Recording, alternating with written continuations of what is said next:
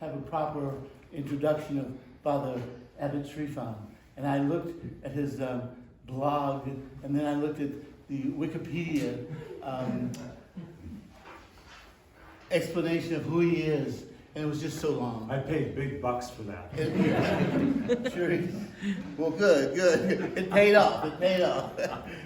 So I said, where shall I begin? I'll begin by saying he is a priest in the Russian Orthodox Church outside of Russia. He's an abbot of the monastery. He's the creator of the blog, Morning Offering, and he is a dear friend.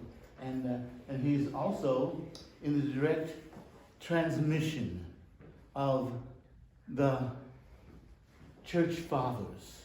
So that's what we hope that he will, and praise God, I know he shall deliver us a transmission from our holy fathers. So without ado, after a short blessing from Father Samuel, where is he? All right. From a short blessing from Father Samuel, we will begin.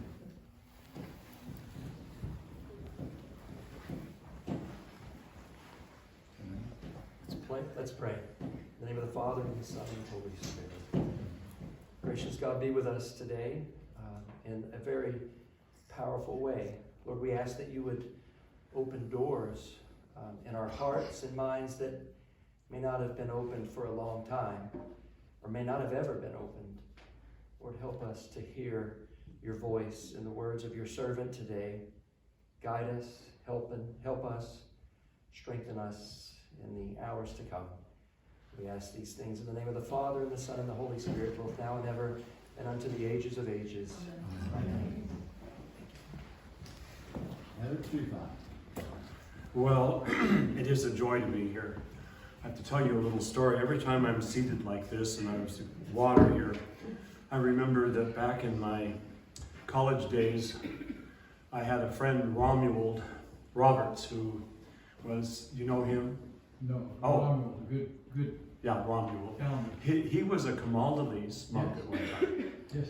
And his uncle was Alan Watts. And so Romuald and I went to the Unitarian Church in downtown San Francisco to hear Alan Watts speak. You have to be a certain age to know who Alan Watts was, but he was a former, I think, Episcopal priest who became kind of a New Age guru. And so we're there, and Alan Watts is sitting up on the stage of this Unitarian church, and periodically he's drinking. There's a big pitcher of water there, and he's drinking the water and talking, and he continues on, and this was a couple of hours, and then finally at one point I leaned over to Ronald and I said, "Is that water or is that vodka?" And he says, "I'm afraid my uncle has a problem with alcohol. It's vodka." So every time I sit down and I look at this, I think of Alan Watts. He's not drinking water, it's vodka. So,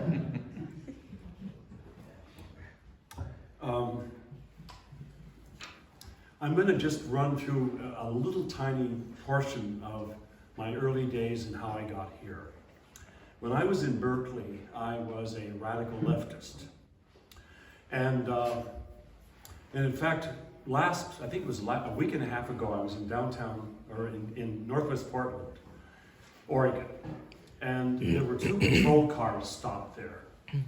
And I had my confessor, Father Nicholas Letton, sitting next to me. He's 94 and I'm 74. And I rolled my window down and I called out to these 2 police officers. I got my car positioned so that I could see both of them. And a woman officer and a male officer here. And I said, "I want you to know there's hope for Portland, because many of you know that Portland, Oregon has just become this cesspool of leftist anger. And so there's always these downtown mobs of people there, and people with American flags on one side, and then all these leftists that kind of come forth, and they're claiming to be they're calling these others with their flags Nazis. And yet if we study Nazism, we know that it's the opposite. And so I told these two officers, I want you to know there's hope, because there was a time when I was the leader of that group of leftists. I was the one that was leading parades with a megaphone. I was the one that stood on public plazas with a microphone yelling out horrible things about the United States and everything. That was me, and look at me now. And then I reached across and I pulled out my sheriff's chaplain badge, which is a big one. In fact, when I wear it on my belt, people will say, "Are you a sheriff?" And yeah, I'm the new sheriff in town. And so I showed that to them. And I told them that about a year earlier, I was in downtown Portland, and there was this group of angry leftists coming to tell these people with American flags that they didn't have a right to be there. And so I did kind of a stupid thing. I parked my car, and I walked right through this mob of leftists. And just as I got between them and the police, and the people with the flags were on the other side, I turned around and I said, "I want you all to know that I used to be your leader here in the city. And look at me now. I got some sense."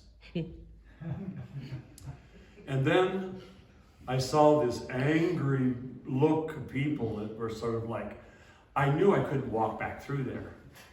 So I quickly turned and I walked towards the police, and I had my badge, and I was holding my badge up, hoping that they would see the badge, and they had parted, and then I joined the others, and then I took the long way around to get to my car. So I told that to these police officers. And so one of the reasons why I often travel wearing my badge is because I want those people to know that I am on their side. And and I feel that strongly, that as a Christian, let alone a monastic, that's where I need to be. I share that with you because we are all on a journey to God. And part of this journey is that we are coming from one place to another. And we don't even know where we're going when we begin. I started out as a junior Republican and a Lutheran. And I went to Concordia College in Portland, Oregon, with the intent of being a Lutheran minister, Missouri Synod. Something happened, and the 60s came, and I left and became a hippie, and then a leftist, and then a Buddhist, and all of this stuff happened. But the whole wonderful thing about this journey that we have is that we are journeying together. And the fault I find with our present image of nationalism that we see around the world is that for we Orthodox Christians, our true nation is orthodoxy. That is who we really are. And that means that it goes beyond ethnicity, it goes beyond heritage. For years I thought I was a Norwegian, and I found out recently that I'm actually Scottish. I did the DNA test. I blame it on my friend Father Basil Rhodes, because one day I was complaining to Father Basil that I wish I was Scottish so I could have a kilt like you and Archbishop Benjamin. And Father Basil said, "You just need to drink more scotch." And I said, "But I don't like scotch." And he said, "You haven't had good scotch." So he poured me a glass of high-end scotch, and I loved it. Then he poured me another glass of another high-end scotch, and I loved it. So about a month later, I was in Victoria, British Columbia, giving a talk. And I was walking past the Parliament building. And all the constables there know me because, well, number one, I dress strangely. And number two, whenever I'm there, I always put on my badge.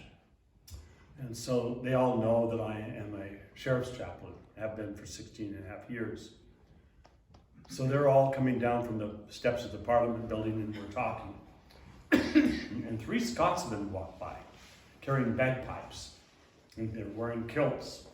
And I had seen them earlier with this bagpipe band. And this is after Father Basil told me that if you drink enough Scotch, you can become a Scotsman. So I called out to these guys and I said, I want you to know that I'm within a pint of being a Scotsman. And one of them says, hurry up. So a month later, I'm back at the monastery and I get the results of my DNA. I'm 60% Scottish. So I called up Father Basil and I said, Father Basil, you need to know something about Scotch. Scotch has the ability to change one's DNA. So, the one thing about Orthodoxy that really turned me off early on,